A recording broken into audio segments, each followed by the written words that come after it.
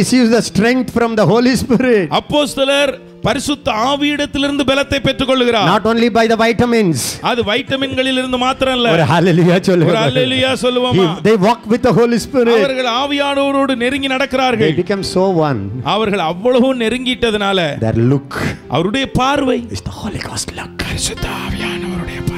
Among all the ministers, எல்லா ஊழியர்களுக்கு நடுவில் apostles and prophets, அப்போஸ்தலர் தீர்க்கதரிசிகள் are the foundation stone. அவர்கள்தான் அஸ்திபார கற்கள். Jesus is the cornerstone. இயேசு கிறிஸ்துதான் மூலைக்கல். Who is nearest to the cornerstone? அந்த மூலைக்கல்லுக்கு அருகிலே இருக்கிறவர் யார்? ஃபவுண்டேஷனா இல்ல வாலா?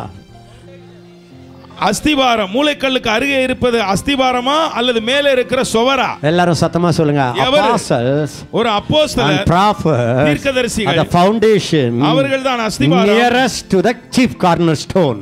அந்த அஸ்திபாரமாகிய மூலைக்கல்லுக்கு பக்கத்திலே இருக்கக்கூடியவர்கள், நெருங்கி இருக்கக்கூடிய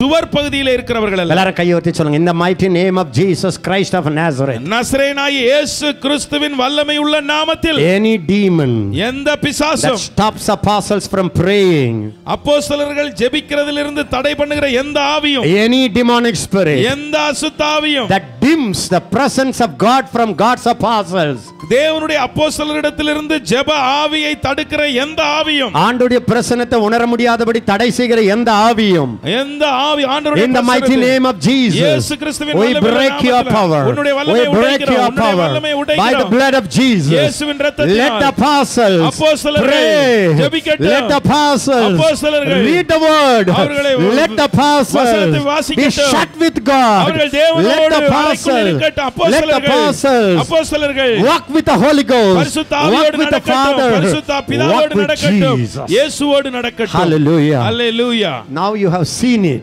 இப்பொழுது நீங்கள் பார்த்து விட்டீர்கள். Now that your prayer life will be changed. இப்பொழுது உங்களுடைய ஜெப வாழ்க்கை மாறிவிடும். So ஒரு hallelujah சொல்லுங்க. ஒரு ஹalleluya சொல்லுவோமா? Apostles will have seasons of prayers. அப்போஸ்தலர்களுக்கு ஜெபிக்கிற ஒரு காலங்கள் உண்டு. Apostles will have seasons of Bible study. அப்போஸ்தலர்கள் ஒரு குறிப்பிட்ட காலத்தை எடுத்து வேதத்தை வாசிப்பார்கள். After this conference I prophesy, இப்பொழுது நான் தீர்க்கதரிசனம் சொல்லுகிறேன், இந்த கருத்தரங்குக்கு பிறகு some of you will be taken to the desert of Arabia to wait upon the Lord and to listen God's voice and to come like Paul apostle with a mighty anointing. உங்களிலே சிலர் எப்படி பவுல் அப்போஸ்தலரை அரேபிய வனாந்தரத்திற்கு கர்த்தருடைய ஆவியானவர் கொண்டு போய் வல்லமையான கருவியாக அப்போஸ்தலனாக திருப்பி கொண்டு வந்தாரோ அப்படி ஒரு சிலரை கொண்டு போக போகிறார். ஒரு hallelujah. ஒரு ஹalleluya சொல்லுங்களே. Hallelujah. Hallelujah.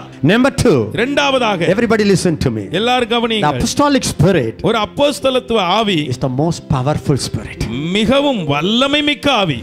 லிசன் பண்றீங்களா இல்லையா? நல்ல when Jesus called the disciples, இயேசு கிறிஸ்து தன்னுடைய சீடர்களை அழைத்தபோது and gave, everybody say gave, எல்லாரும் சொல்லுங்க, கொடுத்தார். gave கொடுத்தார். power, வல்லமை, power, வல்லமை. and he commanded them, அவர்களுக்கு அவர் கட்டளை கொடுத்தார், heal the sick.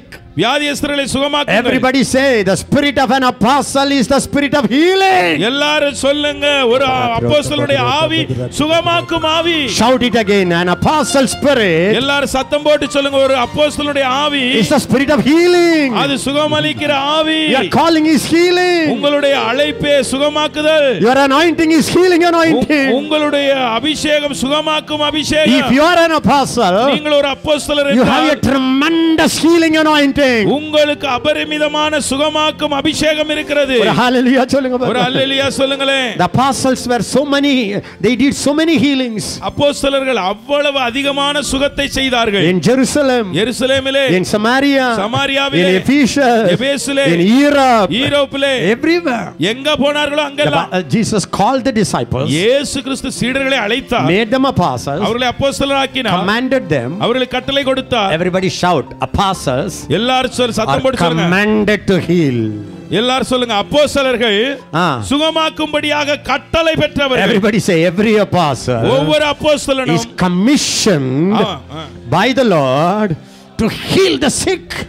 வியாதியஸ்தர்களை சொஸ்தமாக்கும்படி தேவனாலே கட்டளை பெற்றவர்கள் ஒவ்வொரு விசுவாசி, ஒவ்வொரு அப்போஸ்தலரும். Good news. ஒரு நல்ல செய்தி. Apostles, அப்போஸ்தலர்கள் don't pray for healing anointing. நீங்கள் சுகமாக்கும் அபிஷேகத்துக்கு ஜெபம் பண்ணாதீங்க. Your spirit is a healing spirit. உங்க ஆவியே சுகமாக்குற ஆவி. Don't pray, don't wait anymore. நீங்க இனிமே காத்திருக்காதீங்க, ஜெபம் பண்ணாதீங்க.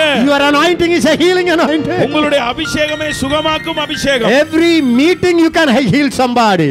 ஒவ்வொரு கூட்டத்திலே யாரையாவது சுகமாக்குவீங்க. Hallelujah. Hallelujah. Today, இன்றைக்கு that your spirit is going to be stirred up by the Holy Ghost. அந்த ஆவி பரிசுத்த ஆவியானவராலே கிளறி விடப்பட போகிறது. Then Jesus said, பிறகு இயேசு சொன்னார், heal the sick, வியாதியஸ்தரை சுஸ்தமாக்குங்கள், raise the dead. மரித்தோரை எழுப்புங்கள். Do you know the apostle spirit can raise the dead? அப்போஸ்தலருடைய ஆவி மரித்த ஆவியை உயிரோட எழுப்பிவிடும், உயிர்த்த ஆவியாக. How many of you believe? எத்தனை பேர் விசுவாசிக்கிறீங்க? Your spirit, உங்க ஆவி, your anointing உங்க அபிஷேகம் can raise the dead. Raise the dead. மரித்தோரை உயிரோட எழுப்பும், மரித்தோரை உயிரோட எழுப்பும். Raise the dead. மரித்தோரை உயிரோட Your எழுப்பும். anointing உங்க அபிஷேகம் has the resurrection power. அது உயிர்த்தெழுந்த வல்லமையுடைய ஆவி. Has resurrection power. அது உயிர்த்தெழுந்த வல்லமையுடைய ஆவி. May the Lord open your eyes to see what kind of spirit you have. நீங்கள் எப்படிப்பட்ட ஆவி உடையவர்கள் என்பதை காணும்படியாக கர்த்தர் உங்கள் ஆவிக்குரிய மனக்கண்களை திறப்பாராக.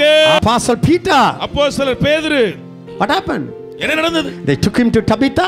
தபித்தாள்கிட்ட கூட்டிட்டு போனாங்க. He said, Tabitha, அவர் சொன்னார், தபித்தா arise. எழும்பு. The apostolic spirit அப்போஸ்தல ஆவி is as powerful as Jesus spirit. இயேசு கிறிஸ்துவினுடைய ஆவி எவ்வளவு வல்லமை உள்ளது, அவ்வளவு வல்லமை உள்ள ஆவி. He took her by the hand, அவர் கையினாலே அவளை பிடித்து தூக்கினார், and the power went inside. உள்ளே வல்லமை பாய்ந்தது, உயிர்த்தெழுந்த வல்லமை. Apostles, அப்போஸ்தலர்களே, before conducting funeral service, நீங்கள் மரண அடக்காராதனை செய்வதற்கு முன்பாக try this. இத முயற்சி பண்ணி பாருங்க. Then you bury the dead. பிறகு மரித்த சடலத்தை நீங்கள் புதைக்கலாம். Try it. எழுந்தா கூட்டிக்கிட்டு வாங்க, இல்லைனா புதைச்சிட்டு வாங்க. அவ்வளவுதான், சிம்பிள். ஆனா ட்ரை பண்றத விட Listen.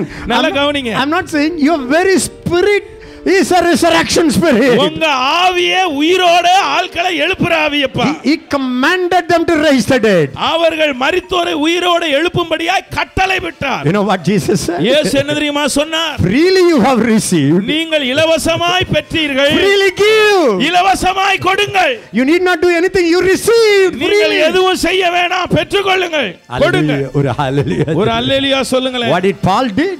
என்ன பவுல் என்ன செய்தார்? He was a long preacher like Ezekiel. எசேக்கியா மாதிரி ஒரு நீண்ட பிரசங்கியார். The whole night he preached. இரவு முழுவதும் ஆல் நைட்டும் பிரசங்கம் பண்ணார். Young man died. ஒரு வாலிபன் செத்து போனான். He just went. அவர் போனார் அப்படியே. He didn't pray. ஜெபிக்கவே இல்ல. It just fell on him.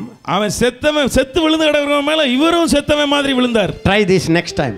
அடுத்த தடவை போய் செத்தவன் மேல விழுந்து பாருங்க. செத்த நேரம் அவன் சும்மா இருந்தானா எந்திரிச்சு வந்துருங்க, எழுந்துட்டானா கூட்டிட்டு வந்துருங்க. Try this.